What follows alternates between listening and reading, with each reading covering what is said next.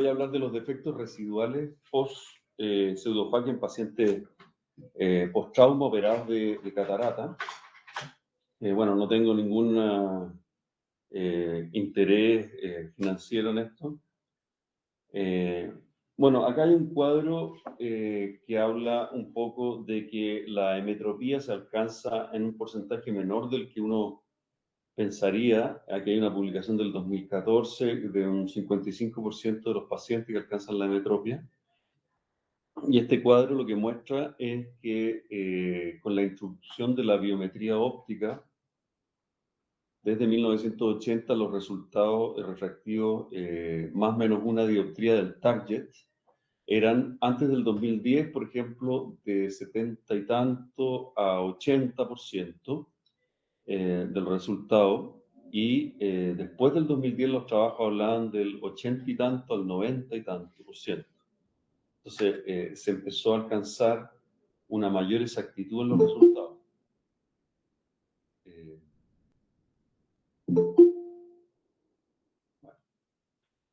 La sorpresa refractiva, que es el tema, puede darse por diferentes motivos, ¿no es cierto? El cálculo erróneo del lente, en este caso de los pacientes hay un trauma de por medio, o puede haber errores de la toma del cálculo del lente o del largo axial, que puede ser muy corto o muy largo. Pueden haber errores humanos o pueden haber cirugías refractivas previas. La medición, por ejemplo, en cataratas muy opacas, por técnicas de inmersión o aplanación, es distinto. Por ejemplo, usando la técnica de inmersión, vemos que la desviación estándar es 0.03 más o menos 0.04, comparado con el de aplanación, que es un poquito mayor. Y ya con la aparición de la biometría óptica, esto se hizo más preciso y tiene una resolución más o menos de 12 micras.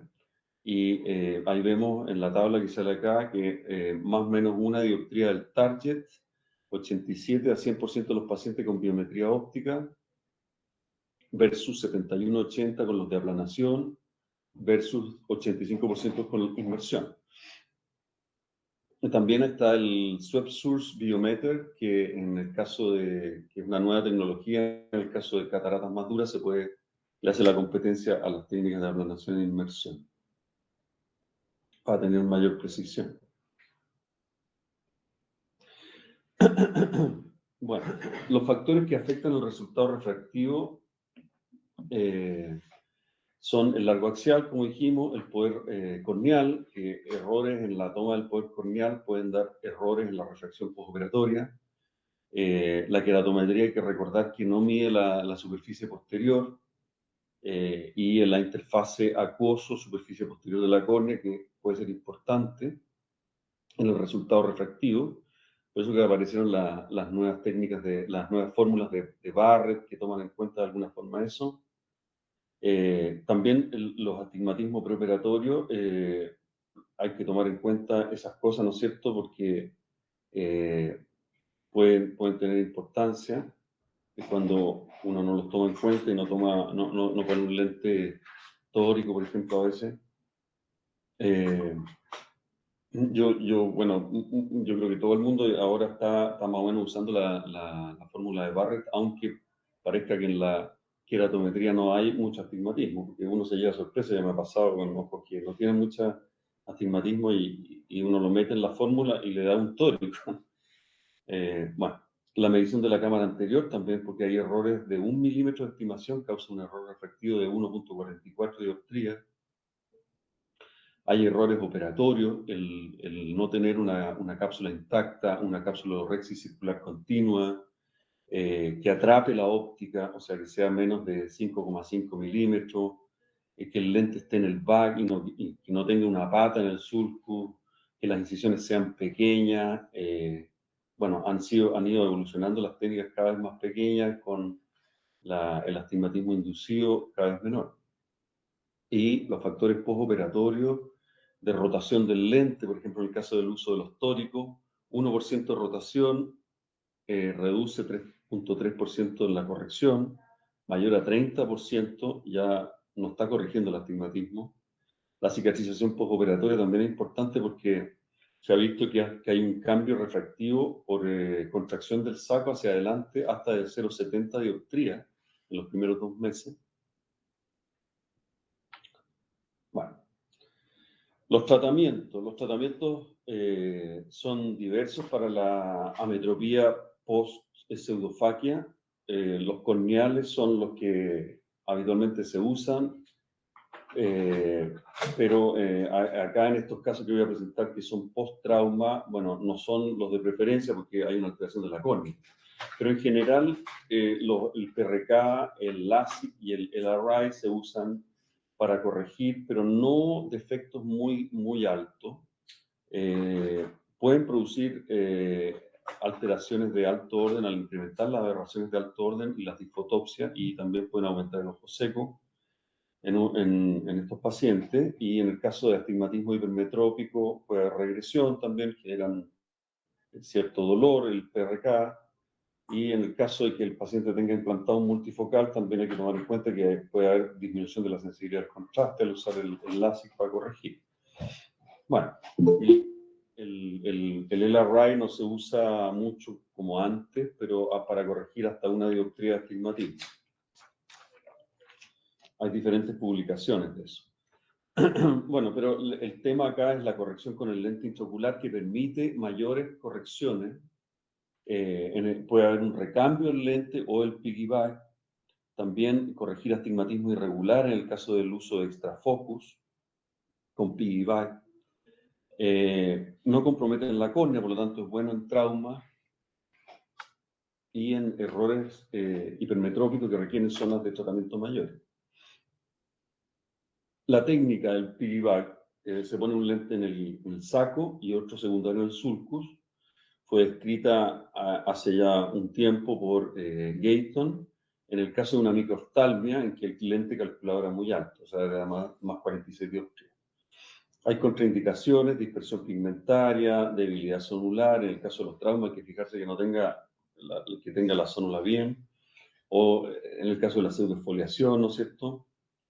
Que tenga muchas sinequias posteriores, que sea difícil de colocar y por lo tanto que roce con el iris y pueda causar una uveitis, y que tenga un bajo contenido endotelial, o sea, menor de 2000 células, porque las complicaciones pueden ser por elevación de la presión ocular, por bloqueo popular o bloqueo angular al protruir el iris hacia adelante. Puede haber síndrome de dispersión pigmentaria si hay mucho toque, y glaucoma pigmentario, y la opacificación interlenticular o síndrome de Red Rock, que es por crecimiento de las células que producen opacidad capsular. Son las mismas células que se meten entre los dos lentes. Bueno, inicialmente cuando se empezó a hacer el piggyback se usaban lentes normales. Se decía que no fueran del mismo tipo, nomás para que no se produjera tanta opacidad, pero se han ido desarrollando lentes específicos designados para colocar en el sulcus, como el Sulcoflex, por ejemplo, el add-on de Human Optics, el First Add-on, el Colámero, que es el ICL, y también hay algunas publicaciones con Artiflex fáquico. Bueno, acá vemos un cuadro comparativo que aparece el Sulcoflex, que es un lente acrílico hidrofílico de una pieza, tiene una óptica grande, 6,5. Los hay aféricos en rango de -10 a +10, tóricos, multifocales. Ahora, el multifocal que tiene este es multifocal refractivo, no difractivo. Por lo tanto, una tecnología más antigua que produce más problemas con la sensibilidad al contraste. El First Add-on es también hay esférico, tórico, y el progresivo es un multifocal difractivo. Y el ICL, bueno, también tiene una óptica de 5 a 6,1, hay esférico y tórico, y está en desarrollo próximamente un multifocal. Hay formas de calcularlo. Aquí hay unas páginas para calcular los lentes para poner en el sulcus. Aquí está el Sulcoflex para el add-on, para el ICL acá arriba. También se dice que, digamos, cuando hay una refracción postoperatoria miópica, el equivalente esférico es el que se le pone en el lente, o cuando es hipermetrópica es el equivalente esférico por 1,5. Eso es lo que se decía antes, ¿no es cierto? También hay una página acá de Barrett, de la fórmula de Barrett para calcular el PD-BAC. Bueno, hay varios tipos. Los ICL son lentes muy delgados, que tienen más o menos 60 micras de grosor, o sea, es 10 a 20 veces más delgado que el lente tradicional, el Sulcoflex. Tiene un rango amplio de corrección. En el caso del uso del piggyback es reversible, tiene ápticas fáciles de explantar, y el modelo B4C tiene un aquapor central, lo que hace innecesario el uso de directomía periférica. Tiene bastante predictibilidad en la refracción final. Es raro el descentramiento, la opacificación es muy rara porque el material de hidroximetil, metacrilato y colágeno colámero, y también la interfase amplia, o sea, el volt amplio con el otro lente que se produce, impiden la opacificación, y los halos y los glares son poco frecuentes. Ahí tenemos los modelos, el B4B, que no tiene aquapor central, que se usa en hipermétrope, y el B4C. Bueno, acá hay una publicación, esta es una de las más antiguas, del año 2002, la corrección de ametropía pseudofáquica. En 6 pacientes los rangos eran de 2 a 7,9 dioptrías. Los resultados fueron una reducción media de 3,15 dioptrías, no hubo eventos adversos. Acá, por ejemplo, en el cuadro que está abajo, se ve en el ojo derecho del primer paciente, tenía menos 5,25 más 0,50, 110, no sé si se ve muy bien, y en el postoperatorio alcanza una refracción casi neutra, o sea, tiene un plano menos 0,50, 50. Es bien interesante los resultados obtenidos. Hay unos que no son tan buenos, pero son bien interesantes. Y ellos no tuvieron complicaciones ni eventos adversos. Bueno, esta es otra publicación más nueva del 2017. Es un estudio prospectivo, no comparativo. 18 pacientes adultos con sorpresa refractiva post-FACO. Le decidieron implantar ICL en piggyback. Pusieron de los dos tipos, B4C y B4B, y documentaron la posición y el volt del ICL en el pentacam. Se vio al basal, a la semana, al mes, a los 6, a los 12 y a los 18 meses del postoperatorio. Y los resultados que ellos obtuvieron fue una reducción del equivalente esférico de menos 3,08 más menos 2,87, que mejoró a menos 0,44 más menos 0,23 dioptrías. Recordemos que en el logMAR, mientras más se acerca al cero, es mejor la visión. La visión no corregida mejoró también de 1,03 más menos 0,12 a 0,05 más menos 0,06. La visión corregida mejor también mejoró. No hubo opacificación interlenticular. El volt medio que ellos publican es de 451,27. La presión elevada se elevó en 2 pacientes nomás, de los 18. Por un cuadro de uveitis, pero fue controlada rápidamente con esteroides tópicos y con beta bloqueadores. Y ellos concluyen que el uso del piggyback de ICL en pseudofaquia fue bastante predecible, sin riesgo y bien tolerable. Me voy a sacar la mascarilla porque no estoy fumando, perdón. Bueno, acá vemos la tabla, por ejemplo, del paciente 1, no sé si se ve mucho ahí, que tenía un menos 4, quedó en el postoperatorio con un más 0,25 equivalente esférico. O sea, impresionante los resultados refractivos. Por ejemplo, todas las refracciones vemos de menos 3,50, menos 4, y en el postoperatorio, acá donde estoy con la flechita, bastante neutro los resultados. Bueno, esta es otra publicación En estos pacientes se le colocó lentes multifocales y como eran multifocales, ellos decidieron no hacerles corrección refractiva en la córnea, sino que ponerle un piggyback. Entonces le pusieron un ICL, eran 24 ojos, midieron la visión, corregida y no corregida, y también la seguridad a través de la toma de presión, la medición de la cámara anterior, el BOL, la distancia lente endotelio y el ángulo. Y se hizo chequeo hasta 6 meses. Los resultados fueron 83% de los ojos alcanzó 20/20, 91% estaba en el target del más o menos 0,50 dioptría. Desalineamiento 5.3 grados medio. El volt medio 1385 micras, o sea, bastante volt, pero sin complicaciones. Y la ventaja es que ellos trataron algunos defectos pequeños sin problema y fue bastante atraumático.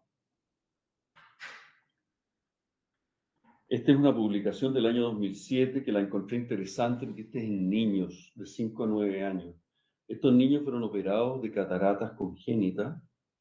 Habían 11 ojos amblíopes y mejoraron la visión en todos. La visión no corregida, no hubo opacificación interlenticular, los controles fueron hasta 24 meses. 2 casos de todos los que pusieron tuvieron un poquito de alza de presión, pero fueron controlados con beta bloqueadores. Se produjeron algunos casos de uveitis anterior que también fueron controlados. Y ellos concluyeron que el método era bastante confiable y de poco riesgo en el caso de los niños, porque al ir creciendo los ojos de los niños se produce inevitablemente, digamos, un cambio refractivo, ¿eh? Ellos lo manejaron adecuadamente con esto y no hubo mayor problema ni complicación. Bueno, este es el IPCL, que es un lente parecido al ICL, que lo están usando en Europa ya hace rato. Es de acrílico hidrofílico y en el hospital hubo la posibilidad de empezar a ponerlo. Tienen diámetros mayores, tienen de 11 a 14 milímetros en pasos de 0,25, no como el ICL que es de pasos de 0,50. En vez de tener un aquaport central, tienen 3 en la óptica y tienen 4 en las ápticas. El diámetro es un poquito mayor, es de 6,6 milímetros, pero puede personalizarse a 7,25. En vez de tener 2 puntos de apoyo por lado, tiene 3, con lo cual se supone que tiene mayor estabilidad y el rango es mayor que el ICL, va de menos 30 más 15. Acá vemos un cuadro inferior de una microscopía del lente que se ve que el IPCL es más liso, por lo tanto tendría menos roce y dispersión de pigmento. Y el aquaport central es cónico, en vez de ser, en vez de ser cilíndrico como el de abajo, el del ICL es cónico, con lo cual tiene la ventaja de tener menos scattering de luz y también se supone que no se depositan partículas por la ley de Bernoulli, digamos, tiene mayor flujo y expulsión de las partículas. Bueno, acá están los casos, son casos de ametropías residuales post-trauma, astigmatismos regulares, pseudofacos, última cirugía mayor a 2 meses, el deseo de corregir y tener independencia de los anteojos de parte del paciente, córnea muy delgada o deteriorada para hacer un tratamiento refractivo, el conteo endotelial mayor de 2.000 células y la cámara anterior mayor de 2,8 a 3 milímetros. Acá vemos cómo se coloca el lente. El lente es bastante amable porque se puede tocar la óptica, no así el ICL. Se coloca al revés del ICL porque queda como una concavidad hacia arriba. Y la colocación en cámara anterior es muy similar con la colocación de las patas de las ápticas detrás del hilo. Bueno, ahí está. Este es el paciente 1. tuvo una herida penetrante ocular el año 2010. No tengo fotos de todos los pacientes, porque tengo algunos exámenes los puedo tomar y otros no todos. Tiene una cicatriz corneal oblicua paracentral. Le habían puesto un lente en el bag, en el saco, en esa época, y la agudeza visual mejor corregida alcanzaba 20/40, con una refracción de más 5,50 menos 8 a 20. A los 3 meses es visto y se decide colocar un IPCL tórico. La cirugía que mostré me parece que era de este paciente. La refracción final es más 1,25 menos 2,50, 83, con lo cual la agudeza visual no corregida quedó en 20/40, similar a la agudeza mejor corregida que tenía antes, pero además la mejor corregida de ahora llega más alto todavía, 20/25. Así que ahí vamos a ver qué más se puede hacer. Este es el paciente 2.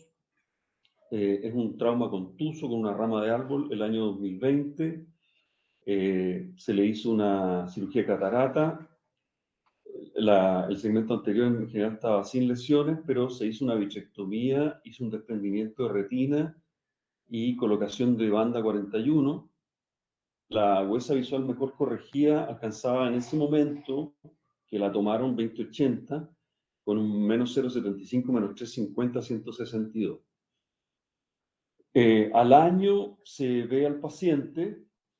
Estos pacientes muchos vienen de provincia también, entonces, y se decide colocar un IPCL tórico para corregir la metropía residual, y se alcanza una refracción final postoperatoria bastante interesante, de más 0,25 menos 0,25 a 95, o sea, casi neutro.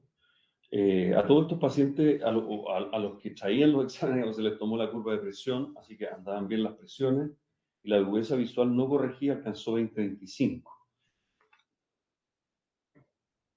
Acá, esta es una UM en que se le ve el volt, que se ve la distancia lente-lente de 1,70 milímetros, y la cámara anterior de 2,60. Este es el paciente 3. Es un paciente con una herida penetrante ocular, se clava un alambre por el ladito de este paciente, me acuerdo bien, y se crea una herida bien grande de 7 milímetros. El alambre pasó de un lado para el otro, era paracentral, pero autosellante, se sutura la córnea, y luego, más adelante, se le hace una facolio-vitrectomía, porque estaba roto la cápsula posterior, se hace una captura óptica con colocación de las patas en el sulcus, y la agudeza visual alcanzada era de 20/70 con un plano menos 6 a 18. A los 2 meses, pasados los 2 meses, se decide colocar un IPCL tórico en ese ojo para corregir esta metropía, alcanzando una refracción final de menos 0,50, menos 0,25 a 57, con una agudeza visual de 20/60, mejor corregida. Este es el paciente 4, es una herida penetrante ocular con un hemovitrio, retina pegada, pero tenía un cuerpo extraño intravitrio detrás del cristalino, con lo cual se le hizo una faco-lío y una vitrectomía con limpieza, extracción del cuerpo extraño, colocación de un lente MA60 en el surco con captura óptica también, porque tenía rota la cápsula.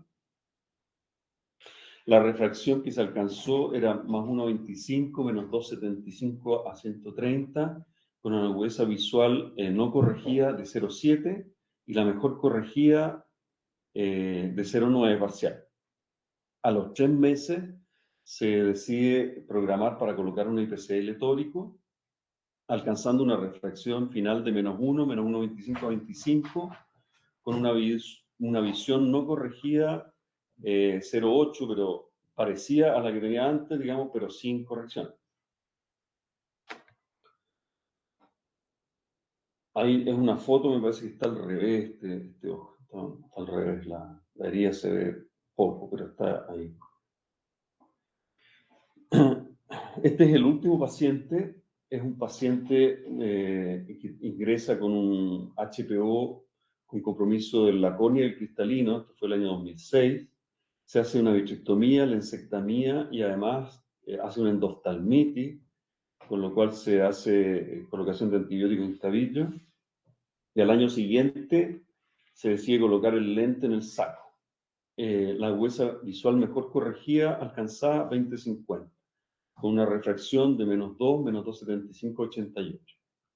Se decide colocar el año 2022 un IPCL tórico, alcanzando una refracción postoperatoria de -0,50, -0,25 a 40. La visión no corregida postoperatoria era similar a la preoperatoria, pero sin corrección, con lo cual tuvo independencia de los anteojos. Esta es una foto que le pude tomar, no están muy buenas las fotos, ¿eh? No.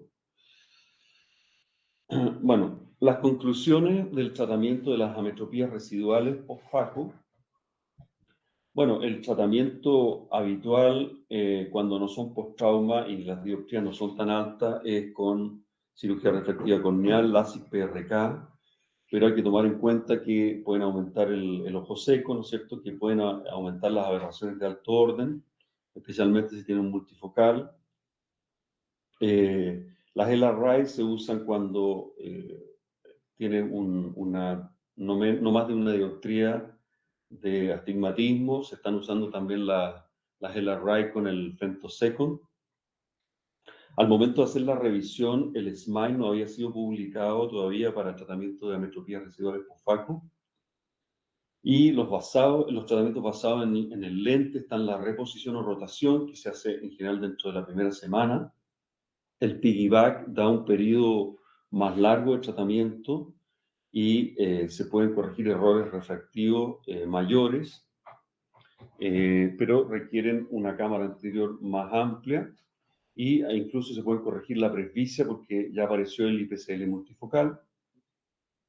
Recambios de lente son de mayor dificultad y hay que tener cuidado si la cápsula está rota. Están las publicaciones de los lentes ajustables con luz que aparecieron como terapia en Estados Unidos, pero son mucho más costosos y necesita una cooperación de parte del paciente porque tiene que estar 2 semanas con los lentes para protección de rayos ultravioleta. Y hay otras publicaciones de modificación del lente con femtosecond. Bueno, esta es una publicación que apareció ahora en el año 2022 de tratamiento con SMILE de defectos refractivos post-FACO residuales y trataron pacientes con defectos de -2,08 y el resultado refractivo fue bastante bueno. Lo bueno que tiene el SMILE supuestamente con el PRK o el LASIK es que produce menos ojo seco. Acá esto habla un poquito de los lentes ajustables con luz, que como decía ya salió como terapia en Estados Unidos, son lentes de silicón, contiene absorbedores de luz ultravioleta, fotoiniciadores y macromoléculas fotosensibles, que al exponerlas a la luz ultravioleta se polimerizan y cambian entonces la forma del lente y ese cambio se traduce en un resultado refractivo. El cambio que se puede alcanzar es hasta 2,5 dioptrías. Esto es interesante porque esto es es una investigación en curso, una de las primeras publicaciones del año 2016, esto es experimental en conejos, pero es la modificación refractiva de lentes de acrílico monofocales que se le puede dar multifocalidad. Esto con el femtosecond en medio acuoso, ellos lo que hacen es que cambian la hidrofilicidad del material que está inmerso en medio acuoso a la exposición de la radiación con el femtosecond. Se producen enlaces de hidrógeno a las 24 a 72 horas, produciendo un cambio refractivo de los lentes. O sea, esto es el futuro que viene, porque los pacientes que se operaron con lentes de acrílico, tal vez en el futuro le vamos a poder dar cierta multifocalidad. Bueno, esta es una publicación del año 2020 en que ya salió el lente multifocal para colocación en el sulco de IPCL. Esta es una publicación en 16 ojos. Bueno, este es un lente fáquico refractivo, pero con óptica difractiva. Es de acrílico hidrofílico, tiene adiciones de más 1,50 a más 4. El área difractiva trifocal tiene un diámetro óptico de 1,2 a 3,5. Se distribuye la zona difractiva en anillos, que pueden ser de 6 a 8 anillos. Tienen bordes redondeados de la óptica difractiva. La pérdida de luz es menor que otros lentes multifocales, menor de 8%, comparado con otros trifocales de 13 a 18. Produce menos halos de alumbramiento. Y los anillos difractivos están situados en la cara anterior. Normalmente los lentes multifocales difractivos tienen los anillos en la cara posterior. Bueno, esta es una paciente de 69 años que la vi acá en la consulta de la clínica, que relataba que estaba viendo menos del ojo derecho de lejos y no quería depender tanto de los anteojos. Entonces, bueno, no tenía antecedentes mórbidos de importancia, había sido operada de catarata de los dos ojos, le habían hecho capsulotomía YAC también y no tenía nada más. Al examen, el examen estaba normal, tenía una agudeza visual de 0,4 en el ojo derecho y 0,5 en el ojo izquierdo sin corrección. Al corregir el ojo derecho alcanzaba 0,6 de visión con más 1, menos 2 a 131, y en el ojo izquierdo 0,8 con un menos 0,25, menos 1,25 a 169. Usaba anteojos de lejos y cerca. Y en el fondo de ojo destacaba una membrana epirretinal con arrugamiento de la retina. Ahí se ve el OCT acá abajo. Y entonces se le propone hacerle una vitrectomía, sacarle la membrana y colocarle un IPCL tórico multifocal para corrección de la metropía residual y darle la visión de cerca que ella quería para tener independencia de los anteojos. Acá hay un pequeño video, ¿cómo lo pongo? Ahí está. Es cortito. Ahí se ve el lente, ahí estamos poniendo los trócares 23G. Se ve el lente en el back bastante bien, con la cápsula Rexi circular continua regular. Ahí estamos poniendo ya el Kenalog para teñir el vítreo y poder hacer la vitrectomía total. Ahí estamos aspirando el vítreo y dejando algunas partículas de Kenalog para hacer el peeling de la membrana limitante interna con la pinza de limitante interna tipo Eckhart. Ahí se ve bastante exitoso la remoción de la membrana epirretinal, que esto lo operamos juntos. Ahí ya estamos haciendo las entradas en cámara anterior, superior e inferior para colocar la metilcelulosa y la entrada usando el cuchillete de 2,4 y ampliando un poquito. Ahí está el plegamiento del lente. En este lente hay que fijarse que tiene una muesquita superior, no sé si se ve mucho, que tiene que estar en el caso del ojo derecho arriba a la derecha. Y los dos agujeritos en la óptica tienen que estar superiores siempre. Pero es bastante más amable de colocar y se puede tocar la óptica sin problema que el ICL. Y bueno, el método de colocación en cámara anterior es similar. Ahí estamos colocando las patas de las ápticas detrás del iris por las entradas que hicimos. Y acá se ven entonces los agujeros superiores que están en la óptica y el acuapor central.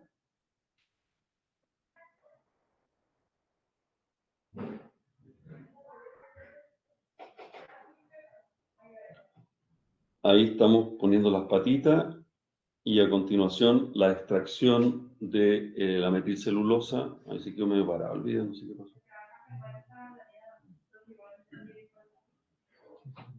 Se quedó parado.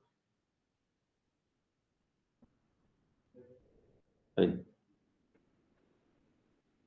Bueno, no sé qué le pasó. Se quedó parado, pero ese es el video. ¿Cómo? ¡Ay! ¿Qué pasó? Bueno, el resultado postoperatorio en este paciente fue increíble. Yo lo vi ayer a la señora y tiene una visión del ojo derecho de 1 parcial, con una refracción final de plano menos 0,75 a 32 en el ojo derecho y Jäger 1, con buena luz. ¿Sí? Oye, yo lo encontré tan increíble esto porque la verdad que logramos muy bien esto. Así que, porque de otra forma, digamos, no se hubiera podido lograr que ella pudiera tener visión de cerca, porque hubiéramos planteado también la corrección con el LASIK, podríamos haber mejorado el astigmatismo, pero en el caso de ella, que quería independencia de los anteojos, se logró bastante bien, así que eso lo encontré bastante increíble. Y bueno, salía una foto ahí del OCT, de la membrana epirretinal, que se ve bastante más plana la retina, con lo cual también se contribuyó a mejorar la visión.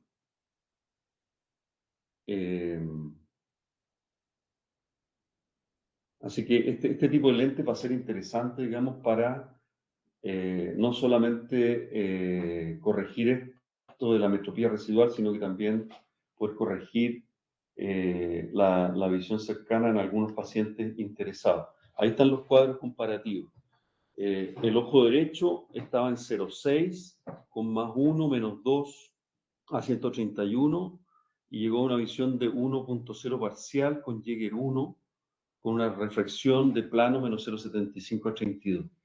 Ahí vemos los OCT maculares, acá se ve la membrana, estas capas de la retina que están un poco distorsionadas, esta es la plexiforme interna, perdón, la nuclear interna, y ahí se ven un poquito más ordenadas las cosas. Lleva como 2 semanas de postoperatorio, 3 semanas de... eso es lo que quería hablar. Gracias.